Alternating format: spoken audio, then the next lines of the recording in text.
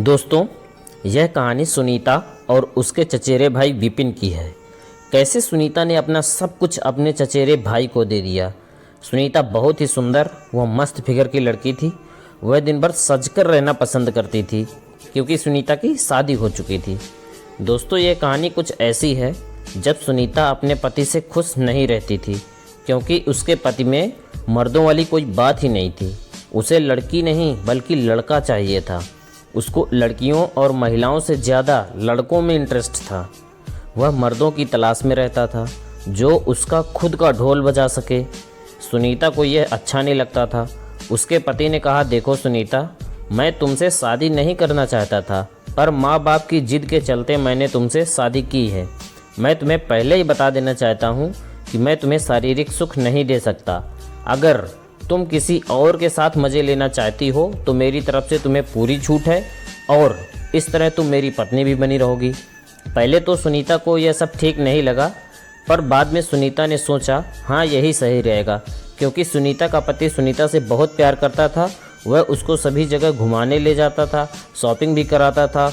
उसके पति के पास पैसा, गाड़ी, बंगला और एक फैक्ट्री भी थी। सुनीता को वहाँ इतना सब कुछ मिला था जबकि उसके मायके में इतना सब कुछ नहीं था। सुनीता ने सोचा अगर वह बाहर रिश्ता बना ले तो उसे सब कुछ मिल जाएगा। यही सोचकर सुनीता एक मर्द की तलाश करने लगी। तभी सुनीता को उसका चचेरा भाई हाथ लग गया। दिवाली का दिन था। उसका चचेरा भाई सुनीता के घर आया क्योंकि उसको अपनी दीदी की याद आ रही थी। घर आकर उसके भाई विपिन ने सभी को नमस्ते किया और दिवाली की शुभकामनाएं दी। विपिन सभी के पैर छू छू कर प्रणाम कर रहा था। तभी विपिन सुनीता के पैर छूते ही भागा। सुनीता ने ध्यान दिया कि उसके पैर छूने का अंदाज कुछ अलग था। सुनीता समझ गई थी कि वह क्या चाहता है। सुनीता ने पूछा, क्या चाहिए पीने का?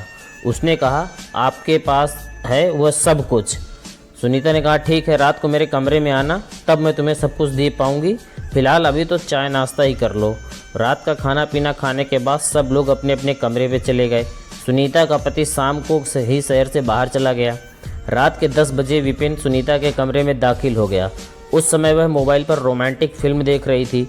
सुनीता जो फिल्म देख रही थी वह बहुत ही इंटरेस्टिंग थी। एक औरत अपने ससुर के साथ मज़े ले रही थी। सुनीता ने विपिन से कहा, मेरे पास आकर बैठ जा। विपिन ने पूछा, जीजा जी कहाँ गए हैं? सुनीता ने कहा, वह अपनी बहन के यहाँ दूसरे शहर गए हैं, अब वह 3 दिन बाद ही आएंगे। सुनीता ने विपिन से पूछा, अब तू बता, मेरे पैर इस तरह क्यों छू रहा था? तो फिर विपिन मुस्कुराकर बोला, और क्या करता, तुम हो ही इतनी सुंदर कि तुमको देखकर मेरा मन मचल गया था। तुमको देखकर मुझे तुमसे सब कुछ चाहिए। सुनीता ने कहा, कमरे का दरवाज़ा तो बंद कर दो या ऐसे ही सब कुछ चाहिए? वह तुरंत उठा और दरवाज़ा बंद कर दिया। सुनीता ने कहा, चलो, पहले तुम मुझे जितना खुश करोगे उतना मैं तुम्हें खुश करूँगी।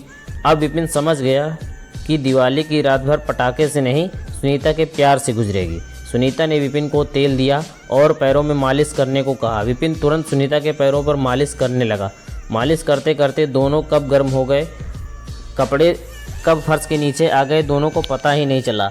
अगले ही पल विपिन सुनीता के प्यार में इतना खो गया कि दिवाली की रात अपनी बहन का ढोल बजा दिया। उस दिन से सुनीता विपिन से रोज़ ढोल बजवाने लगी। दोस्तों, यह कहानी आपको कैसी लगी हमें कमेंट करके ज़रूर बताएं। अगर वीडियो अच्छी लगी हो तो लाइक करके अपने दोस्तों के साथ शेयर करना बिल्कुल ना भूलें। अब हम मिलते हैं आपसे अगली वीडियो पे, तब तक के लिए धन्यवाद।